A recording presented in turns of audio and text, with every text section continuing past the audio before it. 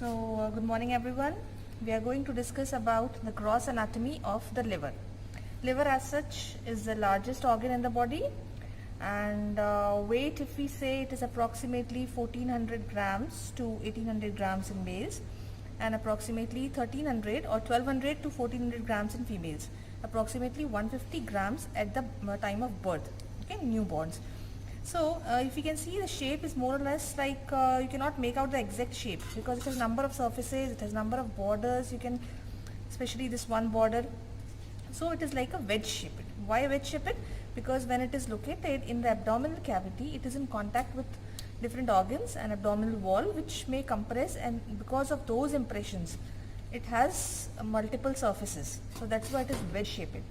Okay, and it is a type of, as you know, it is exocrine and endocrine, both parts are there, so it is like a mixed gland, you can say. Now one of the very important factor here, you can see the weight is more, about 1400 1500 grams. Okay, so how this organ is located, where it is located, and how it is kept in position. As such, the liver occupies your complete right hypochondrium and part of your epigastrium, upper part of epigastrium, and it may go up to the left hypochondrium also, and small part may extend into umbilical region. I hope you know about all the quadrants. Okay, so you can make out later on in the cadaver what different quadrants are. So it occupies major part of, or you can say whole of, the right hypochondrium, about upper part of epigastrium, and left hypochondrium, the small part of left hypochondrium, and umbilical region. Okay, so first we will be discussing about the presenting parts. The shape, you can say it is wedge. So it has a number of surfaces, like one surface would be anterior surface, one is right lateral, and one is superior. Usually the superior, anterior, and right lateral, it is considered together as diaphragmatic surface because it comes in contact with the diaphragm.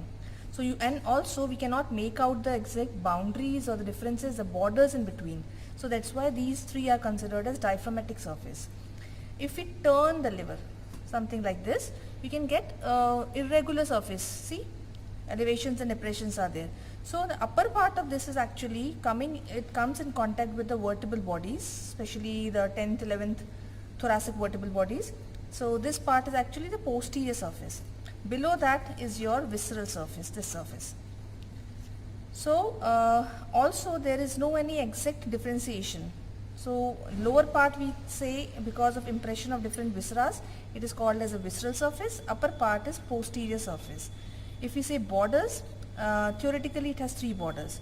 One is a posto-superior surface. This will be the posto-superior surface, separating the superior surface from posterior surface. And another is posterior-inferior surface, separating posterior surface from visceral surface. But again, we cannot make out that this is exactly the posto-superior, posto-inferior border. So the one border which is very sharp and easily identifiable is this border. You can see here. It's very sharp border, this one. This sharp border is called as inferior border. It separates visceral surface from anterosuperior surface or anterior surface. Okay, so these are the surfaces. Now what are the factors which keeps the liver in position? The most important thing here, you can see here, this is the opening of inferior vena cava, and in the opening of the inferior vena cava we can easily make out by another opening. See this one, you can see with the forceps here, this one, this one. So these are the hepatic veins. They are opening into the inferior vena cava. So because of these hepatic veins, the liver is kept in position. The most important factor, you can see these are hepatic veins coming from liver, connecting liver with the inferior vena cava. So the most important factor keeping the liver in position in your abdominal cavity, upper part, right side of your abdominal cavity, is the hepatic veins. Second most common factor will be the intra-abdominal pressure by the anterior abdominal wall and the muscles. Okay. Third and least important will be the ligaments covering the liver. So liver is a visceral organ, peritoneal organ. It moves with respiration because it has number of ligaments, and these ligaments connect the liver with the diaphragm. It lies just below the diaphragm. That's why it is very much mobile. It moves with respiration. Okay, so three important factors. The most important is the hepatic veins which keep the liver in position. Now coming to each and every surface one by one. Now first we will be discussing about the superior surface. Okay, so this is how to identify which surface is which one. So you can see the superior surface here. This is like a dome. On right side it is convex. In the middle part it is again depressed, and again it is elevated on the other side. So this large part is your right part. This part is the left part, and the intermediate part you can see it is rough here, it is depressed, and this area was in contact with this area, intermediate part, it remains in contact with the central tendon of diaphragm, above which there will be presence of pericardium and heart. That means the inferior or diaphragmatic surface you must have read earlier. So diaphragmatic surface of the liver with the pericardium and the sinus, it is resting on this surface with the central tendon. Okay, so that's why this part and the central tendon and the pericardium, that corresponding part, they develop from the same structure. Okay, so this is for the central tendon of diaphragm. On the right side it will be covered by right dome of diaphragm. On the left side it will come in contact with the small part of left part of diaphragm. Okay, now this right lateral surface, this surface will be in continuation with the superior surface and your anterior surface. So right surface actually it comes in contact with you can see the impression of some ribs also. So we have diaphragm, and outside the diaphragm we will be having ribs, especially the 6th to 10th, so 7th, 8th, 9th, 10th ribs with the intercostal spaces will be in this line, and in between the diaphragm and the ribs and intercostal spaces there will be some structure. Accordingly we divide it into 1/3, upper 1/3, middle 1/3 and lower 1/3. In upper 1/3 there will be lung and pleura and then diaphragm. Okay, in the middle 1/3, because at the level of 8th rib lung ends, so only pleural sac will be there in the middle part. As you come down we will be having only diaphragm, because your pleura ends at 8th level. Okay, lungs ends at lower border of lung corresponds with the 8th rib, and lower border of pleural cavity ends up to 10th rib. So after that we will be having diaphragm only. So right lateral surface we can divide in relations like to ribs and intercostal spaces and diaphragm as upper 1/3, middle 1/3 and lower 1/3. Okay, so this is superior surface, here will be the right lateral surface, and this is your anterior surface again. Now anterior surface is something like the lateral part of anterior surface is in continuation with right surface. So this part comes in contact with the ribs and intercostal spaces. Okay, about 6th or 7th to 10th ribs. But left part also comes in contact, but it comes in contact with only 8th and 9th costal cartilages. Okay, so actually this right part with the inferior border, it comes in contact, or this inferior border corresponds with right costal margin usually. Okay, mostly you cannot palpate the liver because this part is completely covered by right costal margin and the right ribs and intercostal spaces. So this inferior border and right lateral part comes in contact with the right side ribs and intercostal spaces, and this corresponds with the costal margin. Left part here corresponds with the left costal margin, and it comes in the major part of the liver is covered by peritoneum, and it is shining here. Wherever it is covered by peritoneum, that is shining. So this is visceral peritoneum, but a small area on the posterior superior side, superior surface as well as on the posterior surface, is the area which is uncovered by the peritoneum, because we have here rough area. You can see it is non-peritoneal area. This area is called as the bare area. So the part of superior surface and part of posterior surface is characterized by presence of this bare area. What happens here? The falciform ligament, when it is coming from here, it splits like this. So the one which extends from this area to the diaphragm, it is forming superior layer of coronary ligament. Then the another layer will come from here covering the liver, and it will go again towards the kidneys. So this will be inferior layer of coronary ligament. So we have superior layer of coronary ligament like this. We will be having inferior layer of coronary ligament like this. They are broken actually here. They will meet together on the right side, and this will go up to right dome of diaphragm. So this area here will be called as right triangular ligament. So in ligaments of the liver, one we dealt with, we saw the falciform ligament here anteriorly. The same layer will go posteriorly. It will form superior coronary ligament. It will form inferior. Sometimes in books, in some books says the anterior and posterior layer also. That is also correct. On the right side here, they will be forming right triangular ligament. Okay. So this area is the bare area which is not covered by peritoneum. Now what are the boundaries? The base of this is formed by this. This is inferior vena cava opening. So the base is here. Apex will be just opposite to the base as in any triangle. So here, right triangular ligament will form the apex. So apex is here, base is here. Anterior boundary and posterior boundary will be formed by superior and inferior layer of coronary ligament. This area, the lower part of bare area, is actually will be related to on the right side, the right suprarenal gland, and small part of right anterior surface of right kidney. Okay, and this area actually here, this area it is forming the important site of portocaval anastomosis. Okay, you have to remember this thing. Now we are talking about posterior surface. For the posterior surface, what we cannot demarcate here actually, but we can make out what are the structures in the posterior surface, and you can understand. So if we go from right to left, this area is the bare area. After that we have groove for inferior vena cava, where we have presence of this inferior vena cava. After that you will see a lobe here, quadrangular, rectangular shape you can say. This is called as, it is on the posterior aspect, so this is called as caudate lobe. C-A-U-D-A-T-E, caudate lobe.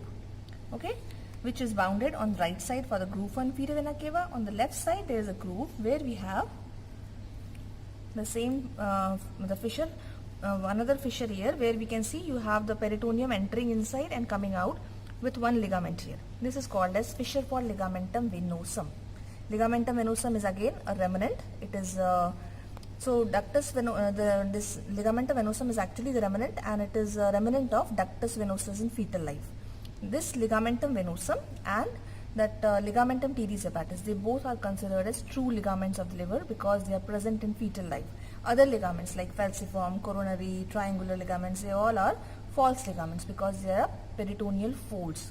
Okay, so this is fissure for ligamentum venosum with ligamentum venosum, remnant of ductus venosus in the fissure, in the floor of the fissure. Okay, you can see it is inside. See here. And this fissure gives attachment to the peritoneum, which is covering this area, right side, coming from the left side. So they invaginate and they come out, and then they will form a fold of peritoneum, which is very well known as lesser omentum. Especially the hepatogastric part of lesser omentum will be attached in this fissure.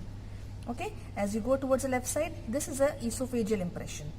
Okay, so very posterior surface. Okay, this area is called as posterior surface. As we come down, if we continue this area, this ligament you can see, this is again extension of the falciform ligament, and this is called as left triangular ligament. Okay, it has again anterior and posterior lamina. Together they are called as left triangular ligament, connecting this part with the left diaphragm. Okay, now here this is esophageal impression. After that, as you go, esophagus continues as stomach, you all know. So here will be the lesser curvature of the stomach, the greater curvature, and this area will be related to anterosuperior surface of the stomach. As it comes towards this side, here will be the pyloric part. Okay, it will come like this as pyloric part, and then first part of duodenum. Okay, and then as you go towards right, here will be, as I told you, right suprarenal gland, and below that will be your kidney. So this area is actually related to right kidney, anterosuperior surface of right kidney, and this area below that will be your hepatic flexure of colon, right colic flexure.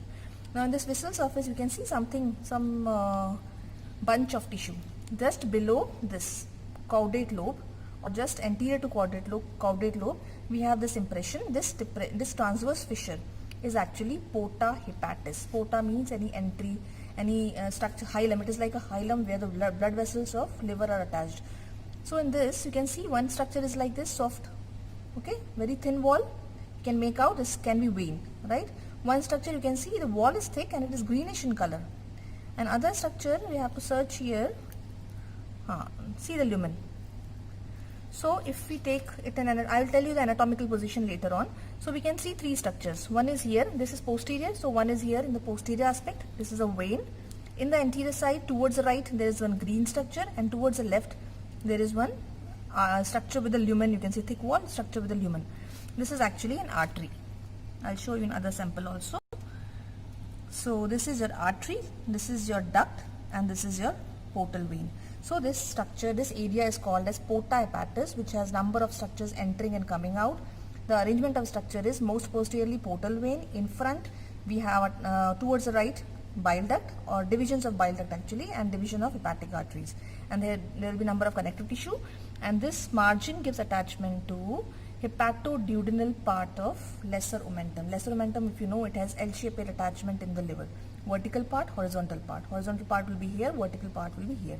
Now in front of this, now you can make out this green structure which is continuous with this. This is your gallbladder, and the area beneath this where it is attached actually by some fibrous tissue, this fossa is called as gallbladder fossa. Now the structure medial to or just by the side of gallbladder fossa, this area actually very not clear. To the left of this there will be another lobe which is not clear here actually. There can be variations also. So what I will do, I will show you another specimen here. See, this is another specimen of liver, again visceral surface here. You can see gallbladder with the gallbladder fossa. This part is called as a fundus of the gallbladder. The depression will be called as a gallbladder fossa. You can see this one. This area is also non-peritoneal area, and this is continuous with the duct here. Now here we can see another lobe, quadrate lobe. This is called as quadrate. This was caudate. This is quadrate lobe. Okay. So this quadrate lobe, what are the boundaries? Above it is bounded by porta hepatis. You can see clearly here the vein, portal vein. Here, this is a duct over here, and this is artery. Very clearly seen here. See, this is artery and duct together. We are part of the duct here. Two lumens you can see clearly. This is portal vein. So above we have porta hepatis. Below we have free border. You can say the inferior border, sharp margin. You can see part of the inferior border. Towards the right, gallbladder fossa, and towards the left there is another fissure here, which is fissure for ligamentum teres hepatis. I showed you again in the previous specimen. This is your falciform ligament, double fold of peritoneum. You can see, and in the lower free border, I told you we have a ligament here, ligamentum teres hepatis, round ligament of liver. Okay, if I turn it, so this is your quadrate lobe. Here we have gastric impression, esophagus, gastric impression, and this part will be related to pylorus of the stomach. And pylorus will go like this, and first part of duodenum may come here. Okay, this area is related to, this is the bare area, you can see clearly. This is your, see, I can reflect this. This is your peritoneum. So this is bare area. So here it will be related to right kidney, and this part is for the right colic flexion. Now besides that, this is all visceral relations. You can see there is one extension in between the groove for inferior vena cava and porta hepatis. There is one extension of the caudate lobe over here. This is called as caudate process. And another elevation towards the left side, this is called as papillary process.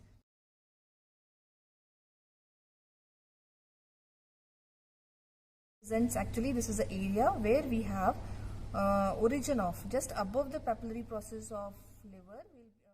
Caudate process is important here because this caudate process, just beneath this is epiploic foramina. You must remember in epiploic foramina, you must have read boundaries. Superior boundary is formed by caudate process, and below this will be your first part of duodenum. Fine. So now we are done with this is caudate process. This is caudate lobe. This is quadrate process. Okay, this is a gallbladder with the gallbladder fossa. Okay, this is fissure for ligamentum teres hepatis. Okay, this is fissure for ligamentum venosum. So ligamentum venosum and this ligamentum teres hepatis or round ligament of liver, as I told you, they are true ligaments. All other ligaments like falciform, coronary ligament, right triangular ligament, left triangular ligaments, they are all false ligaments. False ligaments means they are double folds of peritoneum only. Okay. So this is all about the visceral surface and its relations. This is all I told you about the posterior surface, and I told you about the anterior surface, superior surface, and right surface. Now I'll tell you about the anatomical position, how to hold the liver in position. So what you have to do here, for that you should know the lobes first. Anatomically we divide the lobes into two parts by the attachment of falciform ligament. This falciform ligament, where the line where falciform ligament is attached, it divides the liver into right larger part and left smaller part. Anatomically they are divided into right and left. So now you can make out the bigger right part with the right raised part of the right lobe. This is right lobe, this is left lobe. So you keep the anterior surface is more or less flat. This sharp inferior border should be below. The dome-like surface should be on the right. Okay, so this is right surface. You can see the impressions of the ribs also. So this is a right surface, this is anterior surface, and sharp inferior border should be below, which is separating this surface. So this irregular surface should be below and backwards. Okay, and the most important thing is that your inferior vena cava, the groove for inferior vena cava, when you are holding the liver, you have to use both your hands, and this area you can just put a forceps here. This should be vertical. Anything you can keep here. So the groove for inferior vena cava should be vertical, and you have to hold like this. That means more towards your right, because liver occupies right hypochondrium and small part of epigastrium, upper part of epigastrium, and small part of left hypochondrium. Sometimes it may extend up to left lateral plane. So this is how you hold the liver in position. The groove for inferior vena cava should be vertical always. That you cannot keep like this. You cannot keep like this. It should be vertical. Okay, so you have to hold the liver in such a way. The dome-like superior surface should be superiorly flat. Anterior surface is more or less flat. The inferior surface, this is posterior surface, should be towards your back side, and this is inferior surface. It occupies its position by itself if you keep the border, inferior border and superior surface and right surface in position. This is how we hold the liver in anatomical position. Okay, so now we are done with everything. Please revise about the other things from your books. In detail you can read about the liver in your books. Okay, thank you.